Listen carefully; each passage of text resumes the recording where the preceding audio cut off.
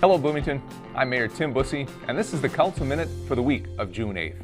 The City Council meeting this week was a study session to check in on a number of projects and studies of interest to the community, and I want to talk today about three things that may be of interest to you. First, as we have since April, we began the meeting with an update on the pandemic and its impacts on Bloomington. Dr. Nick Kelly, who is the city's Assistant Public Health Administrator, gave an overview of the number of COVID-19 cases in the city of Bloomington. Over 550 Bloomington residents have tested positive for the coronavirus, and sadly, 31 Bloomington residents have died as a result. Emerging infection data shows a disturbing disproportionate impact on Black, Indigenous, and people of color, BIPOC, communities, including immigrants and refugees in Bloomington. This impact is most pronounced in our Black and Hispanic communities. We know that long-standing and systemic health inequities in BIPOC communities make these groups more vulnerable to the effects of the COVID-19 pandemic. Moreover, BIPOC communities have increased exposure to the virus because of the higher rates of workers working in low-paying frontline jobs that are now recognized as essential. Our city's public health staff is working to address these important public health concerns by providing targeted health education and resource information to our BIPOC communities that are experiencing significant adverse health impacts. Another pandemic-related issue we discussed on Monday night was the governor's loosening of restrictions. Last week, Governor Walz turned the dial to allow groups to gather in larger numbers for certain activities when practicing safe social distancing. For us, the most immediate need is how the governor's order affects Bush Lake Beach. Folks, we know full well that Minnesota summers aren't very long. They're sacred, and people are absolutely itching to get outside and enjoy summer.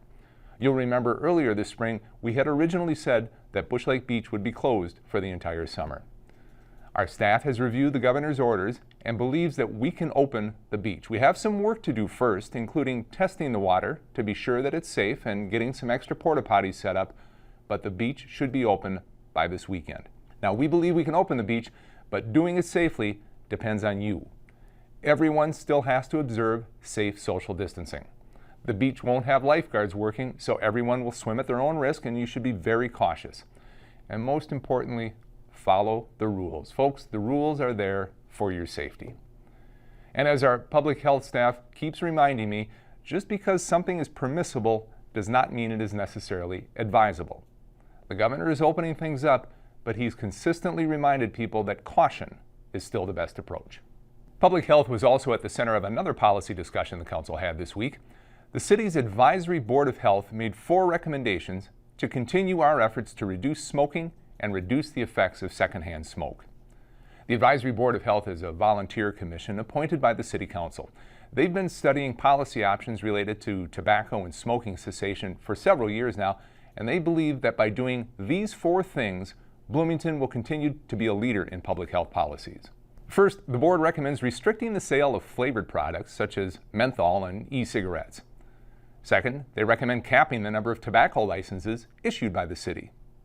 They also recommend restricting tobacco sales to specific locations within the city away from parks and schools. And finally, they recommend requiring that all multi-unit housing properties prohibit smoking in individual rental units. The council directed staff to prioritize the restriction of flavored smoking products. All of the research indicates that flavored products continue to be the gateway for young people to smoke, and eliminating those products will have a lasting impact on the number of people who start smoking in the first place. The council also indicated interest in prohibiting smoking in rental properties because of the demonstrated impact of secondhand smoke. In general, the council was supportive of all 4 recommendations. The Advisory Board of Health will be doing more community engagement on this topic when gathering restrictions make that easier to do, and they will return to the council later this year for formal action.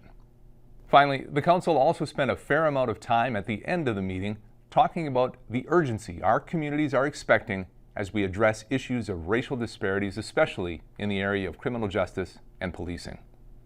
My colleagues and I have received dozens of emails and phone calls from concerned community members wanting to know more about the policies and practices of the Bloomington Police Department. I want to thank Bloomington Police Chief Jeff Potts for his leadership on this issue, not only for our community but throughout the state of Minnesota.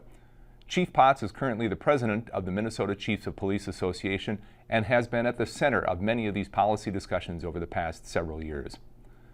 Last week, the chief posted a letter to the community expressing his outrage at the handling of Mr. George Floyd while in the custody of the Minneapolis police. He also shared what the Bloomington Police Department has been doing over the past several years to build relationships with people in our Black, Indigenous, and people of color communities. He talked about the efforts being undertaken to ensure our hiring and training of officers is meeting the highest standards of professionalism.